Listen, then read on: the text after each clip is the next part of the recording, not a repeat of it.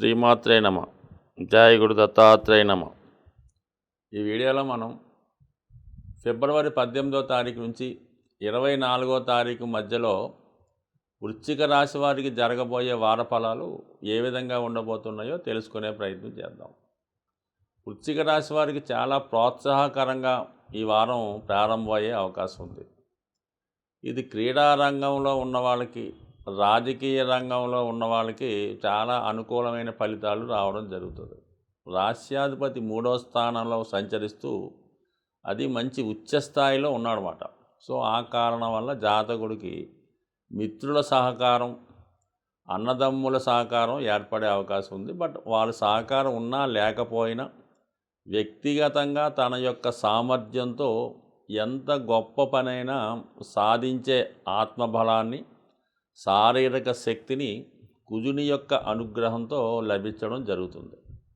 So అలాగే సప్తమ స్థానాధిపతి అయినటువంటి శుక్రుడితో కలిసి ఉండడం అంటే భార్యాభర్తలు, లేదంటే వ్యాపార పార్ట్నర్సు, లేదంటే మిత్రులు, ఒకరికొకరు సంబంధం కలిగినటువంటి మిత్రులు కలిసి ఒక ముఖ్యమైన నిర్ణయం కలిసి తీసుకోవడం జరుగుతూ ఉంటుంది.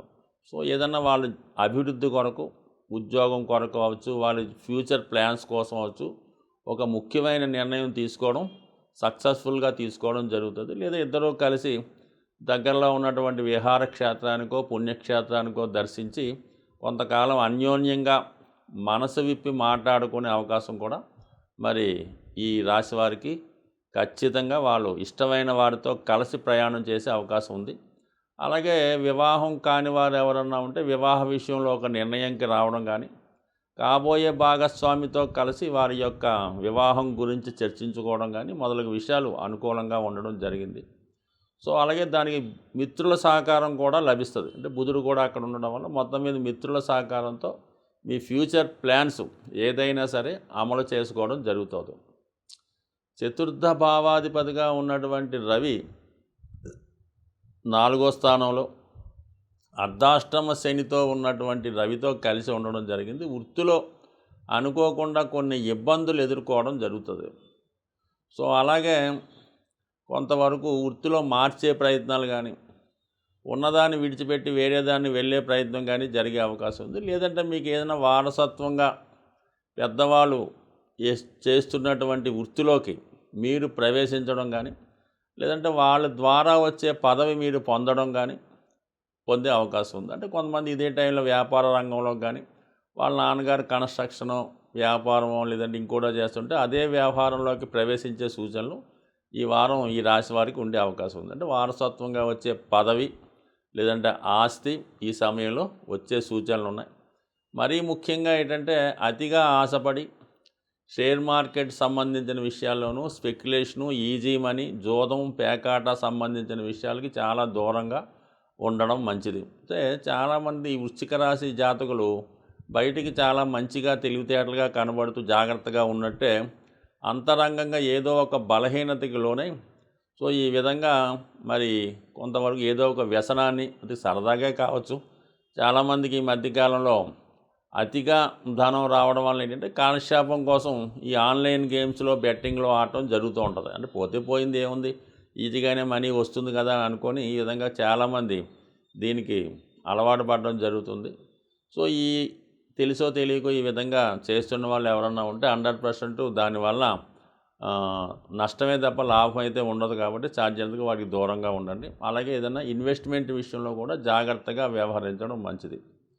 సో అయితే దగ్గర బంధువులతో విరోధం వచ్చే అవకాశం ఉంది. సో అది ముఖ్యంగా ఆర్థిక సంబంధించిన విషయాల్లో, స్థిరాస్తికి సంబంధించిన విషయాల్లో కొంతవరకు విభేదాలు వచ్చి అవి పరస్పరం దీర్ఘకాలిక శత్రుత్వంగా మారే అవకాశం ఉంది. కాబట్టి సాధ్యమైనంత వరకు ఈ సమయంలో మరి బంధువులతో ఎటువంటి విరోధాలు, విభేదాలు పెట్టుకోకుండా ఉండడం మంచిది. సో ఏదైనా ఈ అర్ధాష్టమ శని ప్రభావం వల్ల జాతకుడికి కష్టం కలిగించే వార్తలు, అంటే హృదయానికి ఇబ్బంది కలిగి బాధ కలిగించే వార్తలు వినవలసి ఉంటుంది. అంటే కొంతకాలంగా చాలా ఆత్మీయంగా ఉంటూ చాలా మీకు చేదోడు వాదోడుగా ఉన్నవాళ్ళు మీకు ఎదురు తిరిగి మీకు వ్యతిరేకంగా నిర్ణయాలు తీసుకోవడం కానీ, మీ నుంచి దూరం అవ్వటం కానీ జరిగే అవకాశం ఉంది. అంటే పంచమంలో రాహు ఉన్నప్పుడు కూడా మీకు బాగా అత్యంత ఆత్మీయులు, ఇష్టమైన వాళ్ళు ఏదో కారణం వల్ల దూరం అయ్యే సూచనలు కూడా ఉంటాయి. కాబట్టి సాధ్యమైనంత వరకు కొద్దిగా హృదయానికి మనస్తాపం కలిగే సంఘటనలు జరిగే అవకాశం ఉంటుంది. బట్ ఇవన్నీ ఈ విధంగా ఉంటే లాభస్థానంలో ఉన్నటువంటి కేతువు ఆధ్యాత్మికవేత్తలు కానీ, బాగా పలుకుబడిన వ్యక్తులు, బాగా చదువుకున్న వాళ్ళు, పండితులు లాంటి వాళ్ళు మీకు మంచి సలహా ఇచ్చి మీ జీవిత అభివృద్ధికి తోడ్పడే అవకాశం ఉంది. అలాగే మీకు ఆర్థిక పరంగా మీ తల్లి తరపు బంధువుల్లో పెద్దవారు ఎవరన్నా వృద్ధులు, తాతగారు లాంటి వాళ్ళు ఉంటే వాళ్ళ నుంచి అటు మంచి సలహాలు, అలాగే ఆర్థిక పరంగా సహకారం కూడా అందే అవకాశం ఉంది. బట్ ఏదైనా ఈ రాశి వారికి దైవ గ్రహ అనుగ్రహం పుష్కలంగా ఈ వారం అంతా ఉంటుంది. కాబట్టి చేపట్టిన ప్రతి కార్యక్రమం విజయవంతంగా జరగాలని ఆశిస్తూ, సాధారణంగా ఈ గోచార ఫలితాలు మనం చెప్తున్నప్పుడు చాలామందికి కొన్ని అనుకూలంగాను, కొన్ని ప్రతికూలంగాను ఉండే అవకాశాలు ఉంటాయి. సో ఏదైనా ఈ గోచారం జాతకంలో జరుగుతున్నటువంటి దశలు జాతకుని యొక్క జన్మ జాతకం మీద మాత్రమే ఆధారపడి ఉంటాయి. అప్పుడు జరుగుతున్నటువంటి దశలను బట్టి జీవితం నడుస్తుంటుంది. అంటే గోచారం ఏం చేస్తుందంటే జాతకంలో ఉన్న ఫలితాలు ఈ గోచారంలో వచ్చే స్థానం వచ్చినప్పుడు అవి ఫలితం రావడం జరుగుతుంటుంది. సాధారణంగా ఈ సప్తమ స్థానంలో గురువు వస్తే వివాహం జరుగుతుందని చెప్తాం. అలాంటప్పుడు మరి 12 రాశుల్లో ఒక రాశి వారికి కంప్లీట్గా వివాహం జరగాలి కదా, అలా జరిగే అవకాశం ఉండదు. అంటే జాతక చక్రంలో వివాహం యోగ్యత ఉండి ఆ వివాహం జరిగే దశ నడుస్తున్నప్పుడు గోచారంలో మరి రవిగ్రహం ఏ సంవత్సరంలో వివాహం జరుగుద్ది అన్న విషయాన్ని నిర్ణయిస్తుంది. అలాగే రవిగ్రహం సూర్యభగవానుడు ఏ నెలలో వివాహం జరుగుతుంది అని చెప్తుంది. అలాగే చంద్రుడు ఏ రోజులో 2-3 రోజులు అటు ఇటుగా పలానా రోజులో జరిగే అవకాశం ఉందని చెప్తూ ఉంటుంది. ఆఖరికి లగ్నం కూడా పలానా లగ్నంలో రాత్రి పగల జరుగుద్దని కూలంకషంగా పర్ఫెక్ట్గా చెప్పడానికి ఈ గోచార ఫలితాలు దానికి అనుకూలిస్తాయి.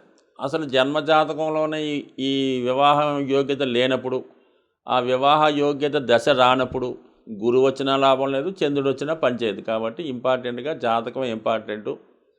జాతక ఫలితాలు తెలుసుకొని జాతకంలో ఎప్పుడు జరుగుతుంది అన్న విషయాన్ని గోచారం అన్నది ఆ ఫలితం ఇవ్వడం జరుగుతూ ఉంటుంది. సో అలాగే మరి జాతకంలో చెడు ఉన్నంత మాత్రాన దాన్ని అనుభవించక్కర్లేదు. మంచి జరుగుతుంది అనుకున్నప్పుడు దానికోసం ఎదురు చూడడం కూడా అది జరిగే అవకాశం అయితే లేదు. ఖచ్చితంగా దానికి ఏదన్నా మనకి ఏలినాడు శని జరుగుతుంది, లేదంటే అష్టమ గురువు నడుస్తున్నాడు, అష్టమ శని నడుస్తుంది, ఖచ్చితంగా ఆ సంబంధించినటువంటి దైవాన్ని ప్రార్థించుకోవడం, దానికి సంబంధించినటువంటి దానాలు చేసుకోవడం, అటువంటి వాటికి దూరంగా ఉండడం.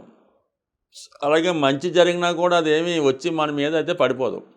దానికి తగ్గ ప్రయత్నం చేసుకోవడం, దానికి అనుకూలంగా మనం తీర్చిదిద్దుకున్నప్పుడు ఖచ్చితంగా మనకు ఆ ఫలితం వస్తుంది. మనకి ఏదో పోలీస్ డిపార్ట్మెంట్లో జాబ్ వచ్చే అవకాశం ఉంది ఒక విద్యార్థికి. వాడు ఇంట్లో పడుకుంటే అట్టి పరిస్థితులు కూడా రాదు. ఖచ్చితంగా వాడు దానికి తగ్గ ట్రైనింగ్ అవుతూ వాకింగు, రన్నింగు, ఫిజికల్ ఫిట్నెస్ చేసుకుంటూ దాని ఎగ్జామ్స్లో పాస్ అయ్యి ఆ పోస్ట్కి రెడీగా ఉంటే 100% వాడి పోస్ట్ వస్తుంది.